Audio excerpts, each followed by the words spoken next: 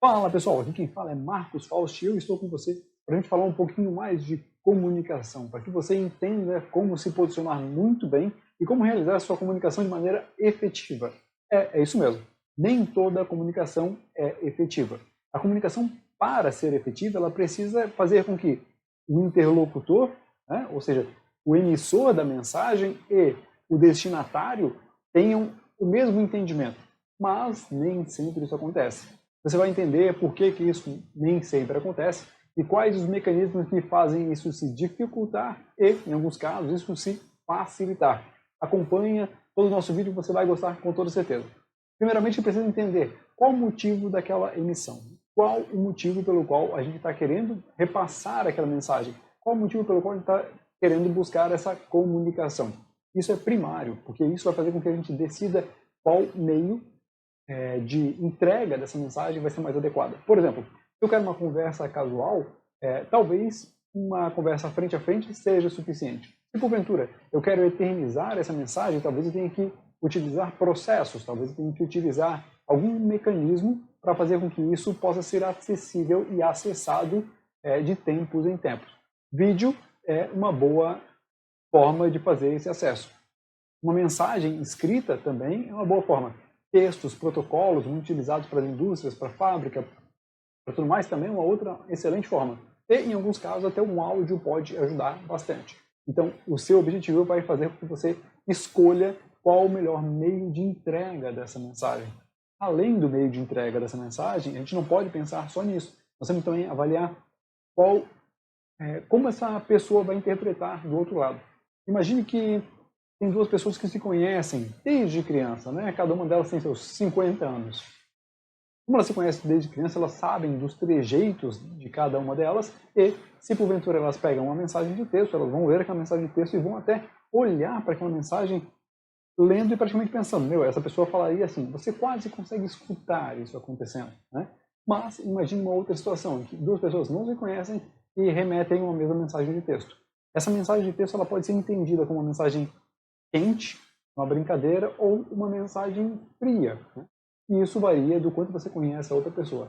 Para suplantar isso, para que isso não aconteça, existem outros mecanismos que também podem ser muito bem utilizados. Como, por exemplo, a mensagem de áudio, né? Falando e você ouvindo a voz, seja em virtude de uma ligação telefônica, seja, hoje em dia, nesses meios de troca de mensagem, um áudio gravado.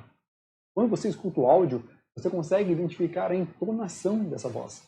Locutores de rádio, inclusive, falam sorrindo quando eles querem anunciar algum produto. Por quê? Porque quem está do outro lado consegue perceber a diferença. E, caso você queira testar, é muito engraçado. Fale sorrindo e o interlocutor do outro lado vai perceber a diferença. Um outro jeito também é uma gravação de vídeo.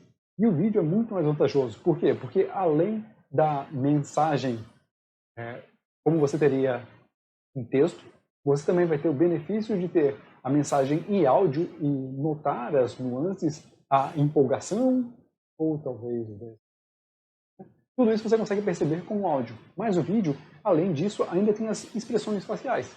Tem as microexpressões faciais que o seu organismo, o seu cérebro consegue captar de modo muito rápido.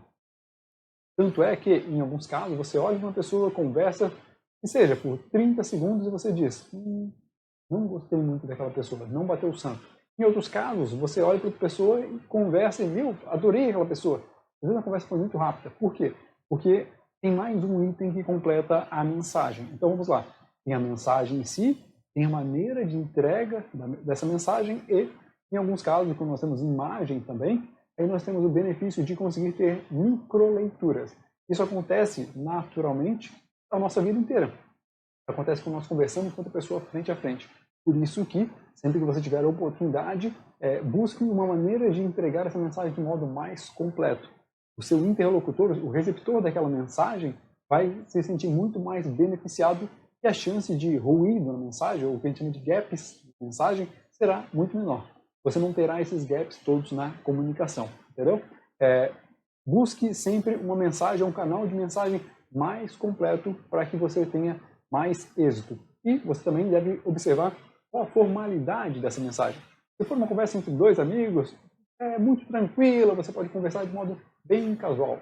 Agora, se é um documento ou se é um tratamento num ambiente mais formal, judiciário, um ambiente mais político e tudo mais, talvez a linguagem, o linguajar deva ser um pouco diferente, né? Isso modifica tudo, modifica a sua postura, modifica o ambiente e modifica, sobretudo, a percepção das outras pessoas. É interessante notar o poder que a linguagem tem. Por quê? Porque ela é, inclusive, uma barreira. Grupos que têm um determinado tipo de linguagem tendem a não aceitar bem pessoas que têm um tipo de linguagem distinta. E aí eu vou te dar um exemplo. Se você, porventura, vai numa área mais de favela, em que se utiliza muita gíria, e vai alguém que fala de um modo mais normal, aquela pessoa nitidamente é vista como forasteiro. E aí há um cuidado de deixar com que ela entre naquele grupo. Da mesma maneira, se porventura você pega alguém que fale de um modo mais informal, com gírias e tudo mais, você insere essa pessoa num ambiente mais corporativo, em que existe um protocolo para comunicação, aquela pessoa, enquanto ela não entender esse novo ambiente, ela dificilmente vai conseguir crescer e prosperar. Então, a linguagem, a comunicação, ela precisa levar em consideração muitas coisas, né? Nós citamos aqui rapidamente a completude da entrega, então, se era um texto, se era áudio, se é vídeo, ou seja, uma visualização com os traços também, com as microexpressões, o tipo de linguajar, né? Se é mais formal, se é mais coloquial, se é realmente com gíria, e o ambiente. Então, a linguagem é um meio para fazer com que você seja absorvido ou não. Dei essa volta toda para dizer o quê? Para dizer que, se porventura a sua mensagem, a sua linguagem não está adequada ao seu interlocutor, vocês não estão falando da mesma maneira, o emissor e o receptor não falam a mesma língua, não falam do mesmo jeito, esse canal de comunicação não vai se encaixar. É como se um falasse latim e outro falasse francês, né? Algumas palavrinhas vocês vão conseguir compreender, algumas palavrinhas são da mesma origem, mas o grosso da comunicação não vai se encaixar. E quando isso acontece, a gente tem uma comunicação frustrada, né? E sabemos que o maior mal da vida é expectativa e frustração. Isso acontece também quando você pensa em vender um determinado produto. Por quê? Porque você, como vendedor, está buscando entregar um produto que, na sua percepção, está adequado, é aquele produto, e você tem um perfil de cliente ideal. Mas se você, porventura, não mapear muito bem isso, não entender para quem você vai entregar, e a sua mensagem não estiver clara, ela estiver apenas do seu jeito, aquele receptor não vai conseguir compreender. Se ele não conseguir compreender, ele, talvez, na cabeça dele, tenha montado uma expectativa sobre aquela possível aquisição, aquela compra, e quando a comunicação não é do jeito dele, ele cria uma frustração.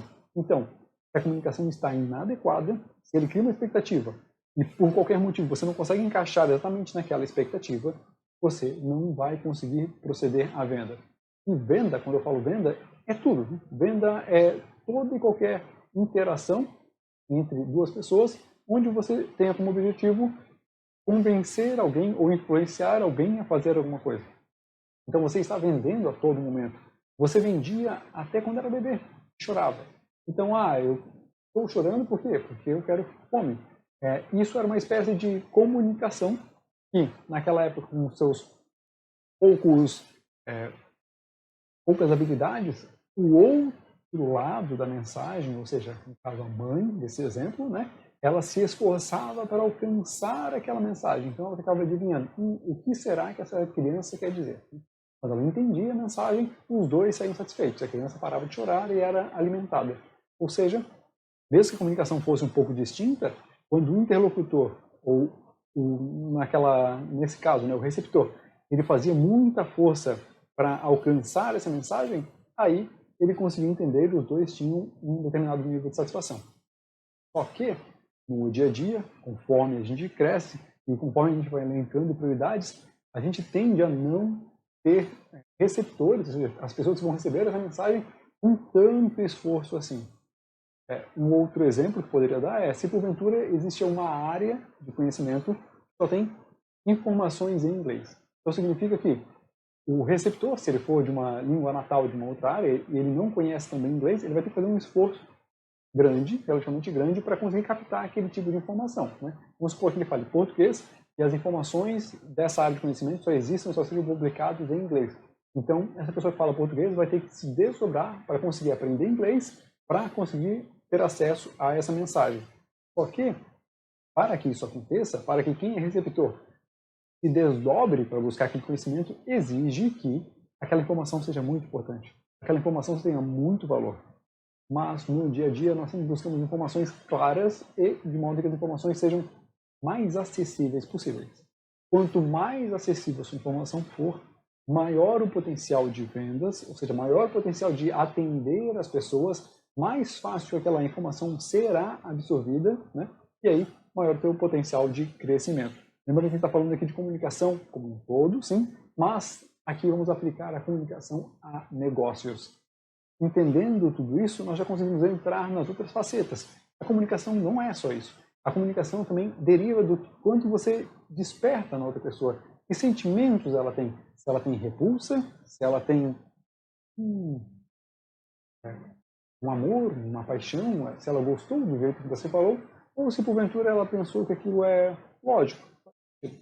A comunicação também deriva do tipo de embelezamento que você coloca, do excesso ou da ausência de informações. Se porventura alguma coisa muito poluída, ela é interpretada de um jeito. Se é uma coisa muito sutil, muito clean, ela é interpretada de uma outra maneira. As cores que existem nessa comunicação também influenciam bastante no que você vai despertar na outra pessoa. Mesmo que você conheça o significado das informações, das linguagens, dos códigos ou não, instintivamente o ser humano ele tem essa capacidade de interpretar. Então, tudo isso foi formando a nossa humanidade. Realmente era muito mais fácil, quando era na época das cavernas, era só os dois conversarem, opa, ó, a caça está lá, vamos em frente, uhul. Hoje em dia, nós temos comunicação a todo e qualquer lugar, em todo o ambiente, e mais, essa comunicação está tão intensa, tão intensa, tão intensa, que elas competem entre si. E se você quer vender, se você quer entregar sua mensagem de maneira efetiva, na mesma linguagem do cliente, preferencialmente, para que ele consiga absorver aquilo de modo mais rápido, quando você fizer tudo isso, você vai ter a chance de crescer um pouquinho, a mensagem vai ser mais interpretada, vai ser interpretada de modo mais rápido do que dos seus competidores ou do que os outros distratores, né? Quem distrai o seu cliente, quem distrai o seu receptor da mensagem. Então, tudo isso influencia. E é por isso que, hoje em dia, os negócios têm uma ciência por trás disso, uma ciência do marketing. Isso que nós nem falamos ainda de convencimento. Então, a comunicação é muito maior do que nós esperamos, é muito maior do que, às vezes, a gente percebe ou valoriza. Busque se comunicar, entenda essa estratégia e, sobretudo, busque sempre entender se, do outro lado, a mensagem foi recebida da maneira adequada. Um dos principais problemas nas empresas é realmente a comunicação desajustada. Essa é uma grande dificuldade. Grandes empresas, grandes estruturas e também empresas muito pequenas, às vezes têm bastante dificuldade de se comunicar. Por quê? Porque às vezes o interlocutor ou o emissor da mensagem acha que está tudo certo.